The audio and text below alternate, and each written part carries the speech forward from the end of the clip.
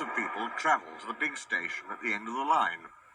Engines from the other railway sometimes pull their trains. These engines stay the night and go home next day. Gordon was talking one day to one of these. "When I was young and green," he said, "I remember going to London. Do you know the place? The station's called King's Cross." "King's Cross?" snorted the engine. "London's Euston. Everybody knows that." "Rubbish," said Duck. "London's Paddington." "I know. I worked there." They argued till they went to sleep. They argued when they woke up. They were still arguing when the other engine went away.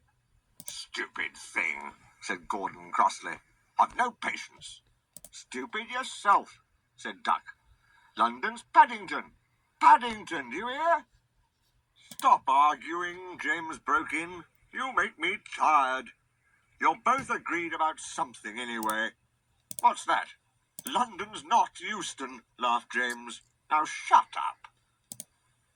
Gordon rolled away, still grumbling. "I'm sure it's King's Cross. I'll go and prove it." But that was easier said than done. London lay beyond the big station, at the other end of the line.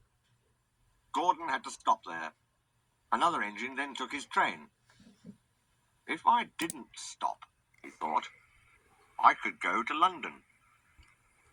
One day he ran right through the station. Another time he tried to start before the fireman could uncouple the coaches. He tried all sorts of tricks, but it was no good. His driver checked him every time. "Oh dear," he thought sadly, "I'll never get there."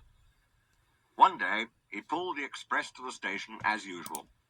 His fireman uncoupled the coaches, and he ran on to his siding to wait till it was time to go home. The coaches waited and waited at the platform, but their engine didn't come.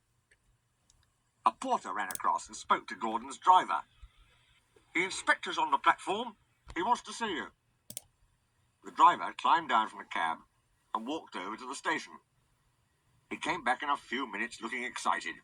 "Hello," said the fireman. "What's happened?" "The engine for the express turned over when it was coming out of the yard. Nothing else can come in or out. They want us to take the train to London. I said we would if the Fat Controller agreed. They telephoned and he said we could do it. How's that?" "Fine," said the fireman. "We'll show them what the Fat Controller's engines can do." "Come on," said Gordon. "Let's go." He rolled quickly over the crossings and backed onto the train. It was only a few minutes before the guard blew his whistle, but Gordon thought it was ages. "Come on! Come on!" he puffed to the coaches. "Come on, come on, come on, come on, come on, come on, come on. We're going to town, we're going to town," sang the coaches. Slowly at first, then faster and faster. "We're going to town, we're going to town, we're going to town, we're going to town." Gordon found that London was a long way away. "Never mind," he said. "I like a good long run to stretch my wheels." But all the same, he was glad when London came in sight. The Fat Controller came into his office next morning. He looked at the letters on his desk. One had a London postmark. "I wonder how Gordon is getting on," he said. The station master knocked and came in. He looked excited. "Excuse me, sir, have you seen the news?" "Not yet. Why?" "Oh, just look at this, sir."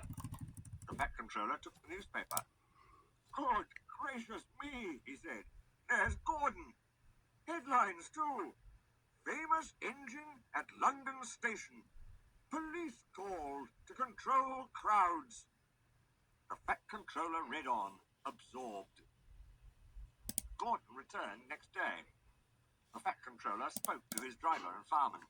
"I see you had a good welcome in London." "We certainly did, sir. We signed autographs till our arms ached. And Gordon had his photograph taken from so many directions at once that he didn't know which way to look." "Good," smiled the Fat Controller. "I expect he enjoyed himself. Didn't you, Gordon?" "No, sir, I didn't." "Why ever not?" "London's all wrong," answered Gordon sadly. "They've changed it. It isn't King's Cross any more. It's St. Pancras.